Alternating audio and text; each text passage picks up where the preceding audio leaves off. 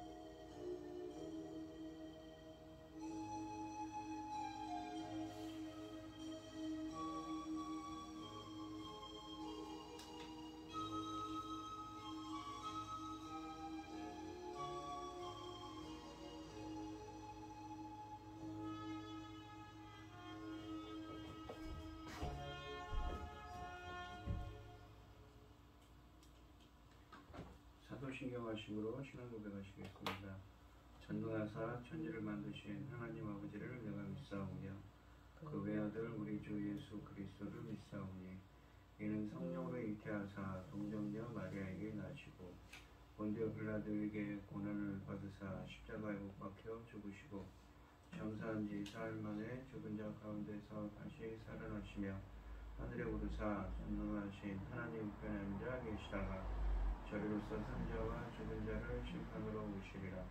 성령을 믿사오며 거룩한 공회와 성도가 서로 교통하는 것과 죄를 사하여 주시는 것과 몸이 다시 사는 것과 영원히 사는 것을 믿사옵나이다.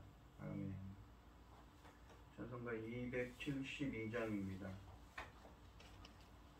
272장입니다.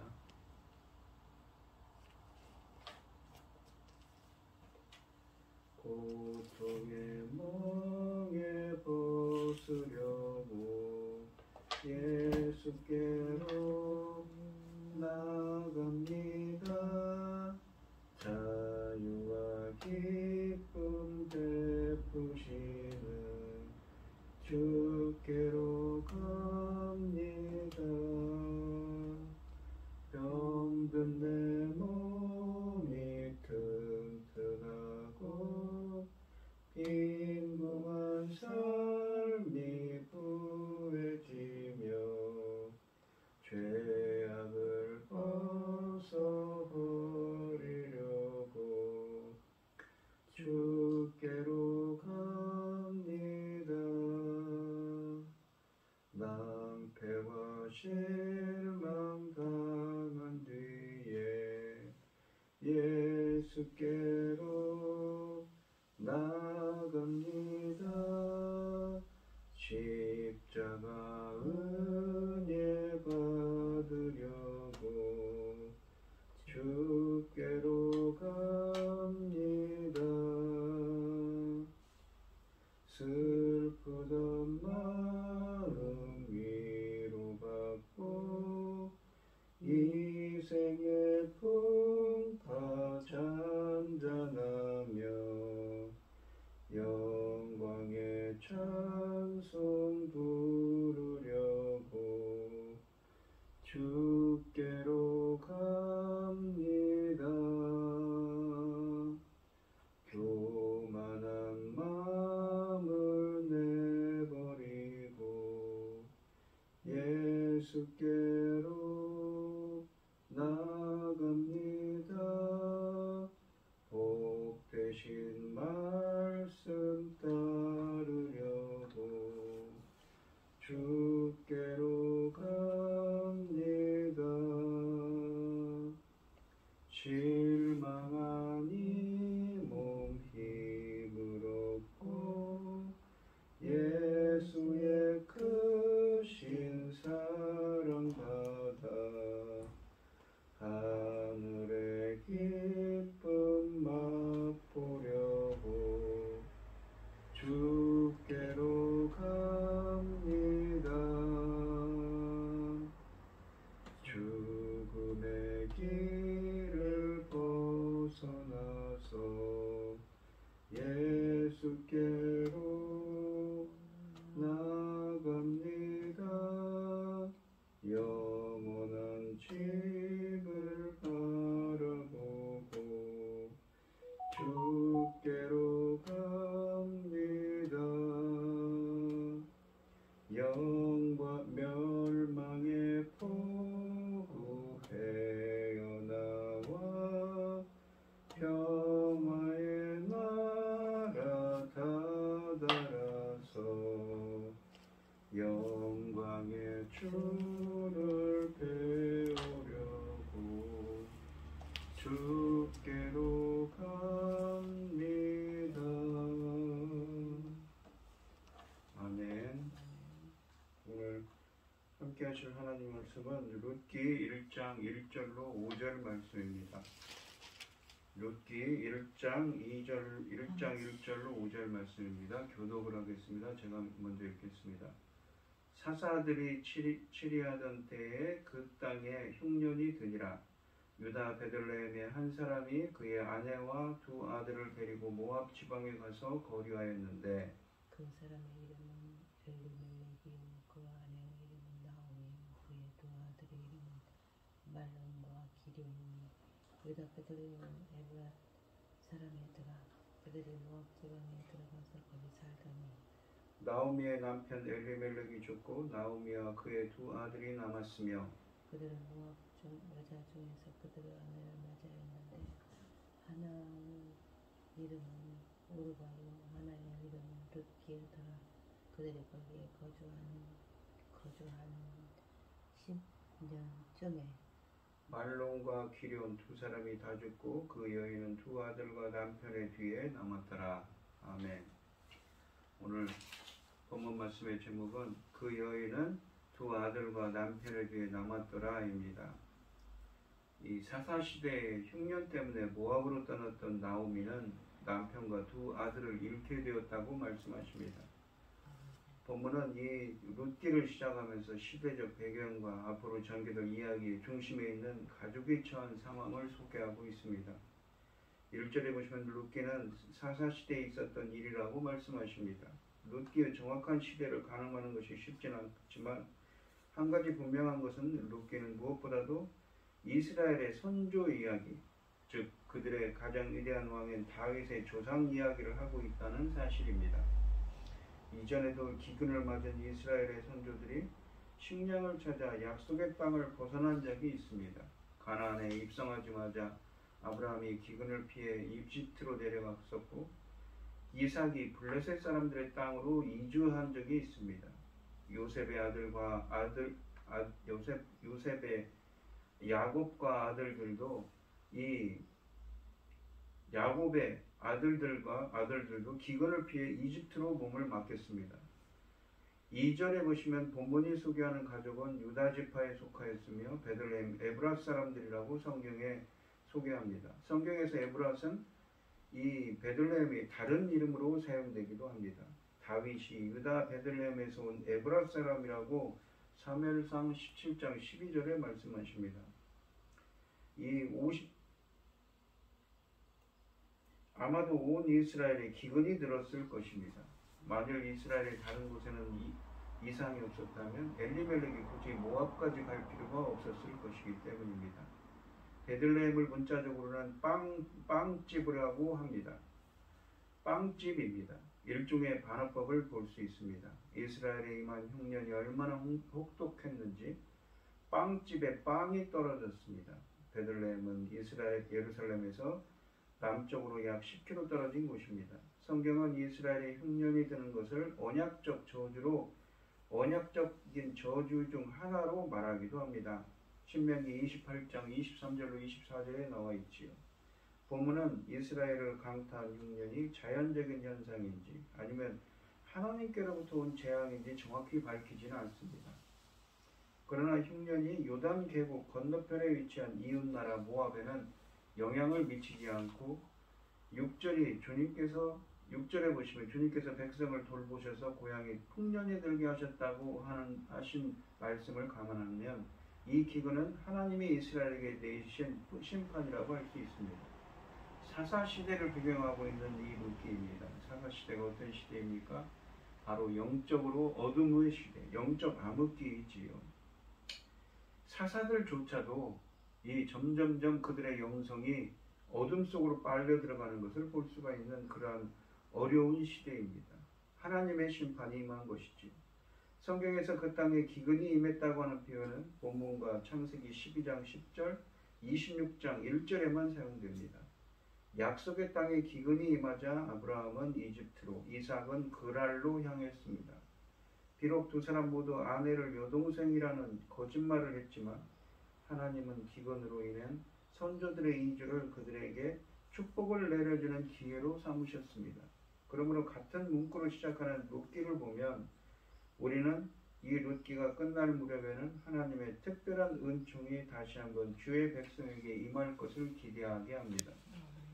또한 성경이 하나님이 주의 백성에 대한 자기의 뜻을 이루기 위해 종종 기근을 사용하신다는 사실을 증언하고 있다는 것이 엘리멜렉의 집안이 당면한 위협과 불안에도 불구하고 우리는 좋은 일이 있을 것을 기대할 수가 있습니다. 베들레헴에 살던 한 남자가 기근을 피해 가족을 데리고 모압 지방으로 갑니다. 그는 모압에서 오랫동안 머물 생각은 없었고 기근이 해결되는 대로 고향으로 돌아올 생각이었습니다. 그래서 히브리어 원문으로는 1절은 그가 임시로 살려고 모압으로 갔다는 말을 히브리어 원문에는 1절에 쓰여져 있습니다. 이들이 모압으로 갔다는 것은 두 가지 의미를 지닙니다. 첫째, 기근은 이스라엘에만 임했다는 것입니다. 만약 고대 근동 지역 전체에 이 기근이 임했다면 요단강 건너 모압으로 가봤자 기근을 피할 수 없기 때문입니다. 이처럼 이스라엘에만 기근이 임했다는 것은 아마도 이 흉년은 하나님의 심판이었음을 암시하고 있습니다. 둘째, 엘리멜렉과 가족이 처한 상황은 상당히 절박합니다. 정상적인 상황에서 이스라엘 사람들은 여러 가지 이유에서 모압을 기피했습니다. 첫째, 모압은 아브라함의 조카 롯과 그의 딸의 근친 상간에서 비롯된 족속입니다. 출애굽 때에는 모압은 이스라엘에게 길을 내주지 않았습니다. 광야에서 모압 여인들이 이스라엘 남자들을 유혹하여 하나님께로부터 이스라엘이 혹독한 심판을 받은 적이 민수기 25장에 쓰여져 있습니다. 모압 사람들은 이스라엘의 회중에 절대 돌아올 수 없다고 신명기 23장에 쓰여져 있습니다. 사사시대의 모압왕 에글론이 이스라엘을 지배하고 억압한 적이 있습니다. 사세기 3장에 쓰여져 있죠. 그러므로 이스라엘 사람이 위기를 모면하기 위해 모압으로 도피한 것은 수치스럽고 위험한 일이었습니다. 이 같은 정황에서 이 사람이 가족을 이끌고 모압으로 갔다는 것은 그가 처한 상황이 상당히 위급하고 어려웠으며 그들의 처한 기근이 엄청난 상태였음을 암시합니다.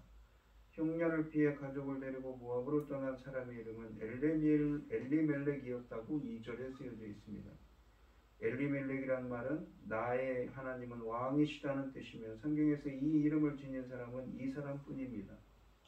룻기 바로 앞에 등장하는 책인 사사기가 이스라엘에게는 왕이 없어서 그 시대에는 이스라엘의 왕이 없었으므로 자기 소견에 옳은 대로 행하였더라 라는 말씀으로 사사기 21장 25절이 끝나는 상황에서 그 들을 맺는 룻기가 나의 하나님은 왕이시다 라는 의미를 지닌 사람의 이름으로 시작한다는 것이 매우 인상적입니다. 이런 정황에서 엘리멜렉의 이름은 왕이신 하나님이 앞으로 이 가정의 문제를 해결해 주실 것을 상징하는 것 같습니다. 엘리멜렉의 아내의 이름은 나오미입니다. 나오미라는 이름은 아름다움, 환희, 좋음 등의 의미를 지닌 이름입니다. 그들에게는 두 아들이 있었는데 그들의 이름은 말론과 기르온입니다. 본문은 엘리멜렉 가족의 이주에 대하여 어떠한 평가도 하지 않지만 앞으로 벌어질 일, 즉 엘리멜렉과 두 아들이 모두 죽는 것을 감안하면 그가 잘못된 결정을 했다고 할 수가 있습니다. 엘리멜렉은 가장으로서 선택해야 했습니다.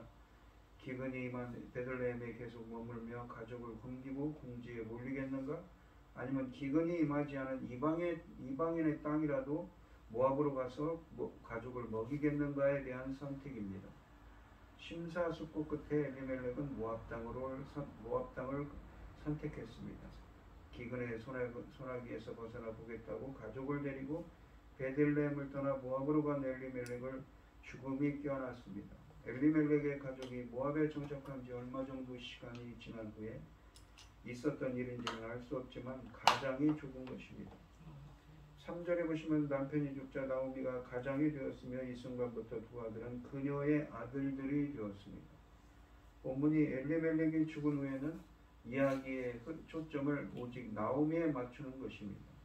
남편이 죽은 지 얼마나 되었을까요? 홀로 된 나오미는 아들들을 모압 여인들과 결혼시킵니다. 아마도 나오미는 남편의 죽음으로 위축된 가세를 아들들의 결혼을 통하여 회복해 보려고 그런 희망을 갖고 아들들의 결혼을 추진했을 것입니다. 본문은 말론과 기륜이 모압 여인들과 결혼한 것에 대해 어떤 평가도 하지 않습니다. 율법이 신명기 7장을 보시면 율법이 이방인들과의 결혼을 금하는 것 또한 모압 사람들은 이스라엘 회중에 들어올 수 없다는 사실이 큰 문제가 될 수 있지만 율법이 타국에 거주하는 이스라엘 사람들에게도 자기 백성하고만 결혼해야 한다고 규정하고 있지는 않습니다. 또한 보아스도 이 율법을 어기기는 마찬가지인데 그에게는 왜 어떠한 재앙도 임하지 않은 것인가요? 에스더 역시 이방인과의 결혼을 통해 주의 백성을 살리는 업적을 남겼습니다. 이들의 결혼에 대한 평가는 본문에 관심 밖에 있기 때문에 우리도 어떤 평가도 하지 않고 지나가는 것이 바람직합니다. 4절에 보시면 나오미가 맞이한 며느리들의 이름은 오르바와 룻이었습니다. 2절에서 나오미 아들들의 이름이 말론과 기론 순서로 언급된 다음에 4절에서 오르바와 루시 아내들로 언급되는 것을 보면 마치 말론과 오르바가 한 쌍이고 기련과 루시 부부인 것으로 보이지만 4장 10절은 루시 말론의 아내였다고 합니다. 4절은 10년 후 말론과 기론이 죽었다고 말씀하시는데 이 10년이 나오미의 가족이 모압에 도착한 이후의 세월을 뜻하는지 아니면 말론과 기론이 결혼한 때로부터 시간을 10년이 지났는지는 이 히브리어 표현으로도 정확하지 않습니다. 한글 성경은 나오미의 가족들이 모압에 정착한 지 10년이 된 것으로 해석합니다. 성경학자들 중에는 말론과 기론이 이스라엘을 떠난 죄로 인해 하나님께 벌을 받아 죽었다고 합니다. 이스라엘만이 거룩한 땅이기 때문에 주의 백성이 이곳을 떠나 부정한 땅 모압으로 간 것이 죄라는 억지 주장을 근거로 한 해석이지요. 만일 이 같은 주장이 설득력이 있는 것이라면 오늘날에도 세계 곳곳에 흩어져 사는 디아스포라 유대인들은 같은 저주를 받아야 합니다. 이번에도 본문은 이들의 죽음에 대해 어떤 가치 평가도 하지 않습니다. 본문은 나오미의 삶에서 가장 중요한 세 남자가 죽었다는 사실을 통해 모든 초점을 나오미에게 맞춥니다.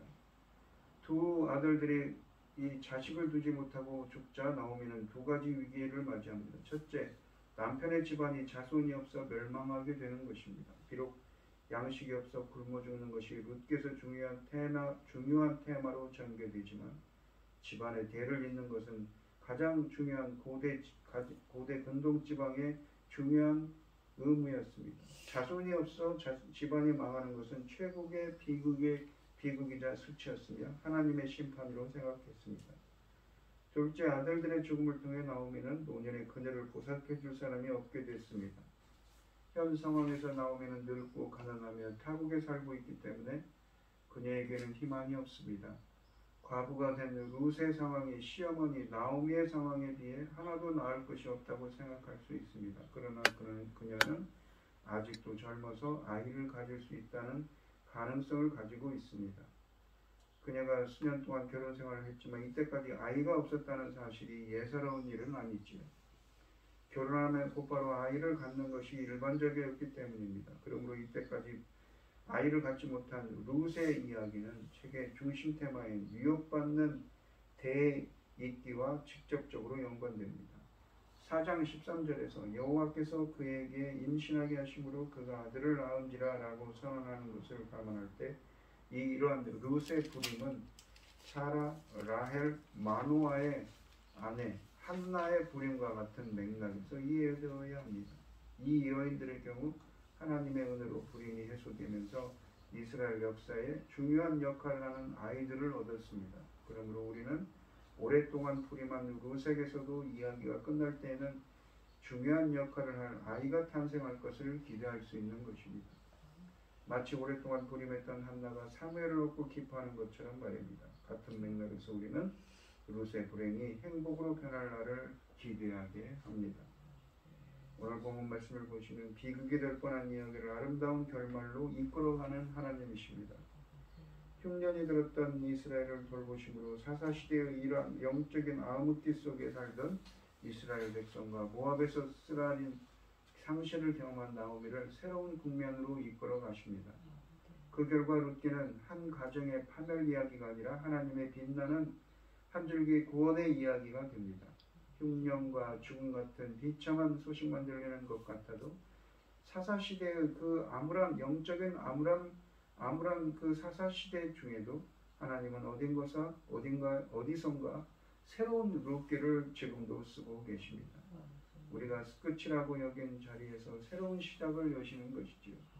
자기 백성을 돌보시는 하나님의 사랑의 손길이 오늘 우리에게도 계속되도록 은혜 베풀어 달라고 기도하는 여러분들이 되시기를 바랍니다.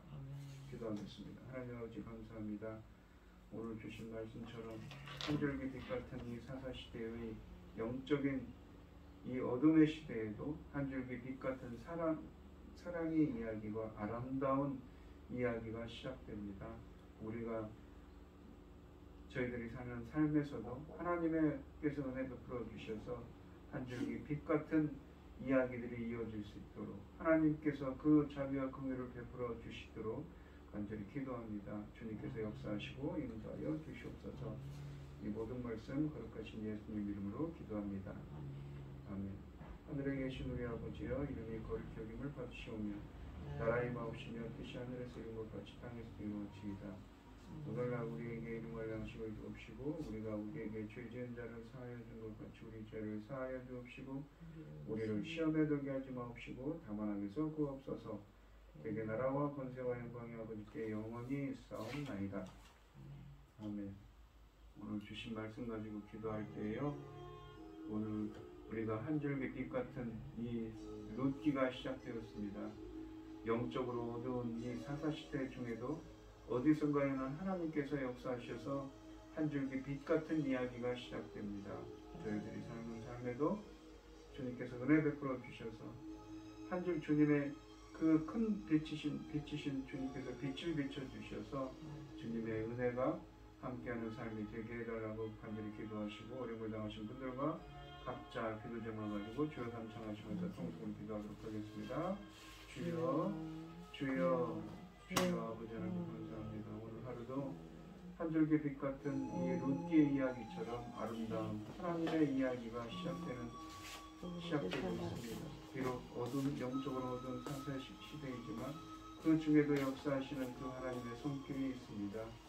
주님께서 오늘 하루도 주님의 자비와 긍휼과 그 하나님의 크신 사랑으로 함께하는 오늘 하루가 되게 하여 주시옵소서. 인도하여 주시옵소서. 역사하여 주시옵소서.